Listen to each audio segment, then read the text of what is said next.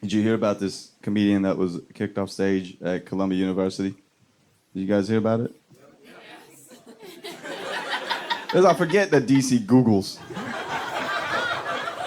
DC doesn't really roll blind to any situation. They're like, no, we will be fully informed. How many of you have a dossier on? Have you heard about this comedian that was kicked off stage? You haven't? Where are you from? Where are you from? Florida. It's okay. We're here for you. Florida. What brings you to D.C.? Who's that guy?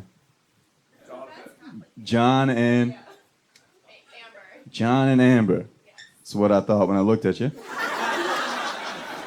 For the record, for the album, Amber is what she looks like.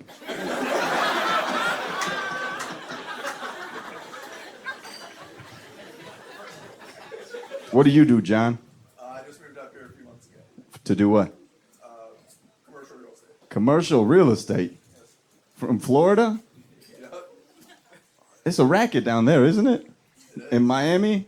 Yeah, Jacksonville. You're from Jacksonville. Oh, I don't know anything about Jacksonville. But I was in Miami 2 weeks ago, and they're partying like Miami's going to still be around in 10 years. So Amber, there was this comedian a few months ago that was kicked off stage at Columbia University for telling a joke that was deemed racist and homophobic. And I know the story quite well because that comedian was me. Amber, this is how the joke goes. I used to live in Hell's Kitchen in New York City, which is a fairly diverse neighborhood. And every time I leave my apartment, there'd be a gay black man that would tell me my socks didn't match my outfit or some other goofy piece of information. And I named him Percy, P-U-R-S-E-Y, because he always had a bag on him. So I was like, what up, Percy? And one day, it's a nice dude. I try to learn things from people all the time. This is a gay black man. So what can I learn from Percy? One day I'm looking at him, so this is a gay black man. And it clicked. I was like, this is how you know that being gay cannot be a choice. Because no one would choose to be gay if they're already black. A fairly progressive statement if you let it marinate for more than 2 seconds. It's difficult to be gay in this country. It's difficult to be black in this country. No black person ever wakes up and thinks, you know what, this black shit, too easy. I'm gonna put on a Madonna halter top, grab some Jordans and my Michael Kors bag, and tell an Indian dude how to live his life. That's not a choice anybody makes. You're born that way. That's the whole point. I told that joke on stage at Columbia University in November of 2018. And then my mic got cut. I got kicked off stage. And I started trending on Yahoo.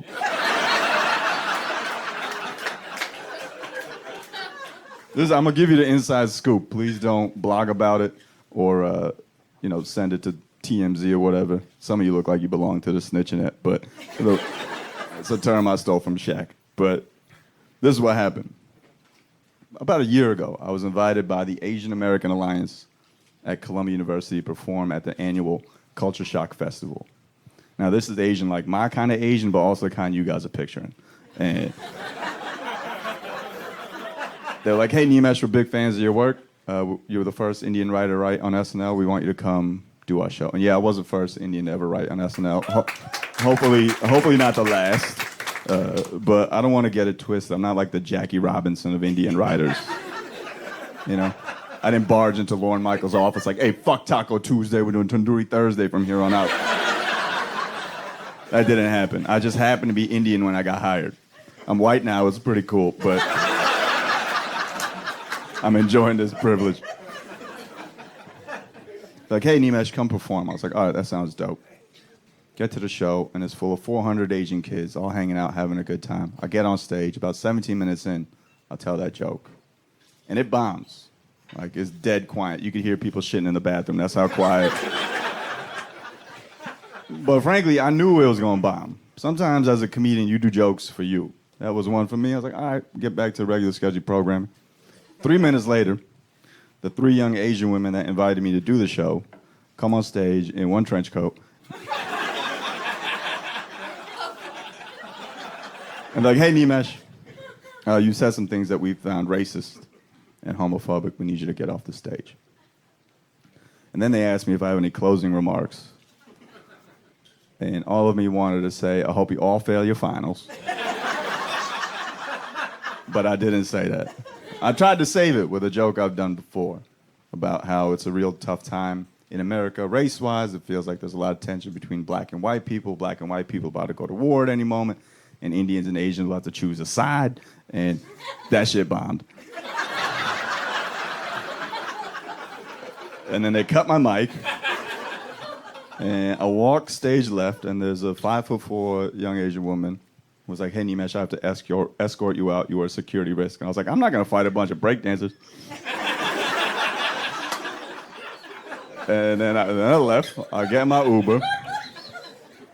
And I called one of my comedian friends, this Jewish guy named Jared. I was like, hey, Jared, I just got kicked off stage at Columbia University. He was like, did you get paid, though? I was like, thank you for reminding me what's important.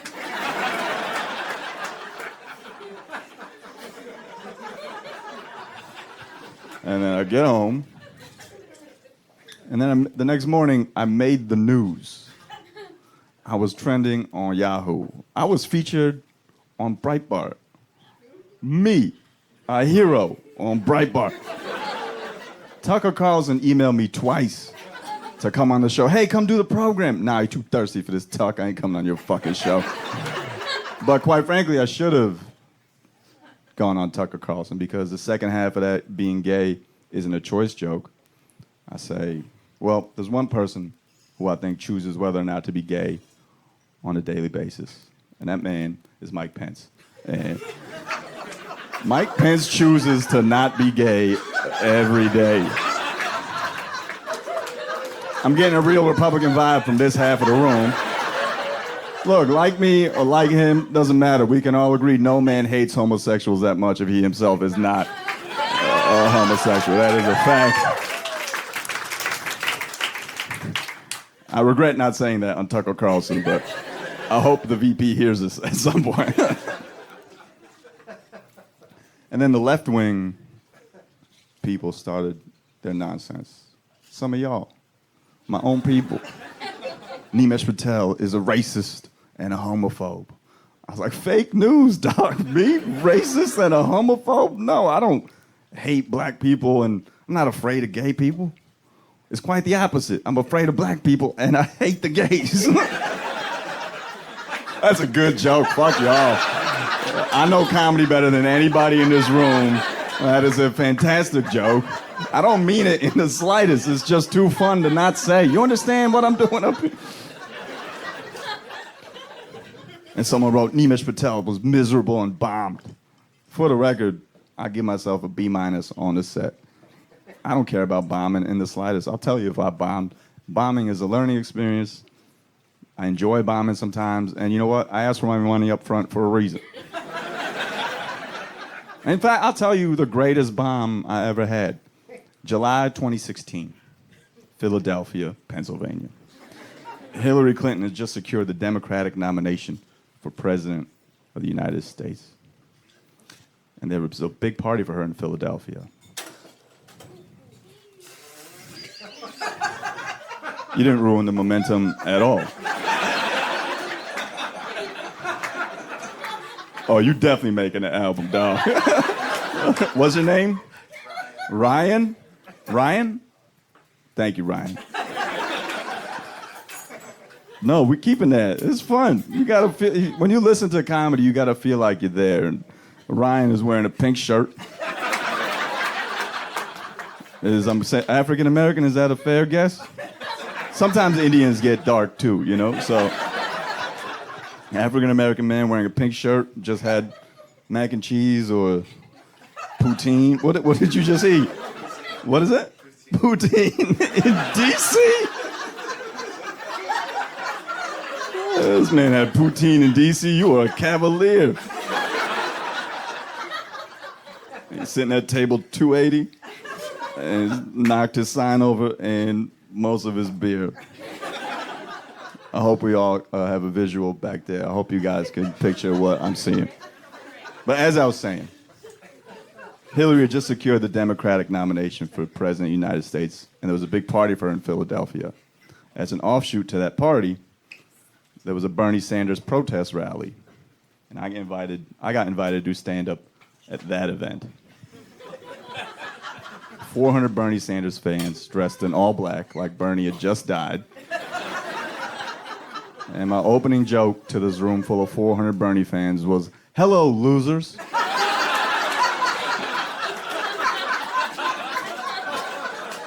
Sometimes comedy's for the comedian. And I bombed for a good 8 minutes. You ever been stared at by 400 people that look like Megan Rapinoe? It's hilarious.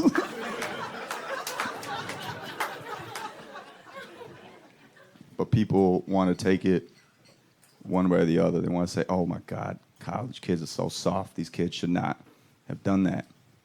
And I, for the record, don't think college kids are soft. This next generation is a generation that's invented eating ass. Do you know that? Sir in the back, kids are eating ass these days, and no one has health insurance. That's the most gangster thing I've ever heard. Soft. No, it was just an overcorrection. I blame technology, because I feel like technology has made everyone think too quickly. No one thinks anymore. Everyone's just super fast. They want their reactions super fast. That's why I lock your phones up. You gotta be present. Technology is poison. Phones are poison. It's like cigarettes in the 50s, you know? Like everyone's doing it, so no one realizes it's poison. But I guarantee you, like 10 years from now, the commercials like, I used to Instagram 3 times a day. It's coming. Some of you may have not understood that reference. In the 90s, there was an anti-smoking campaign, and to convince an entire generation of future cigarette smokers to not smoke, they hired a lady with a hole in her throat to come on national TV and traumatize an entire generation. And it worked, because I vape now, so that shit was brilliant, but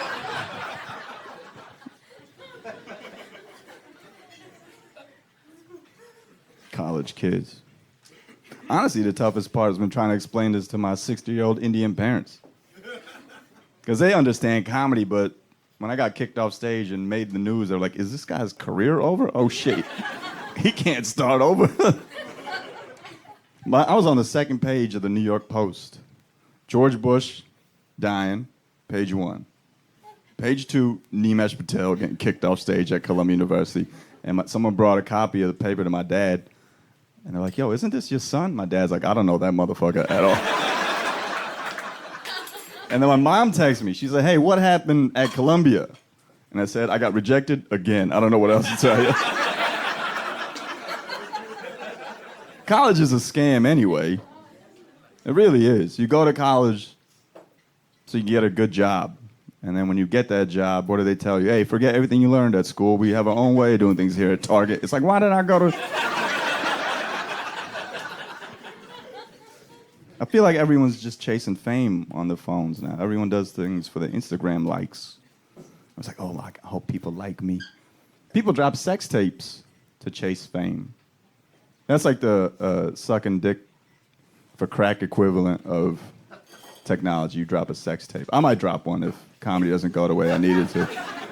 It'll be me fucking a gay black man wearing a Columbia University sweatshirt.